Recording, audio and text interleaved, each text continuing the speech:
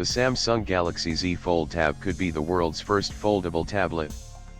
Foldable phones, when unfolded, are nearly large enough to be mini tablets, but this foldable could bridge the gap between Samsung's Galaxy phones and Galaxy Tab lineup.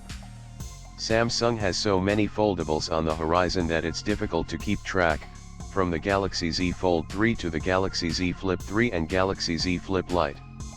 The big, alleged, difference is that the Z Fold Tab could have 2 hinges instead of just one. The Samsung foldable tablet could combine the best features of the Galaxy Tab S7 Plus, one of the best tablets available today, with the tech and tricks behind the Fold and Flip lineups. We're hopeful that Samsung has enough experience with both categories to build a successful hybrid. We've seen several leaks and patents in recent days, showing up to 4 separate potential designs for the Galaxy Z Fold Tab. Let's dive into the different ways that Samsung could build its foldable tablet, plus our expectations for when it will arrive, how much it will cost, and some of its potential features. Most of our information on this mysterious Samsung foldable tablet comes from Gizmochina.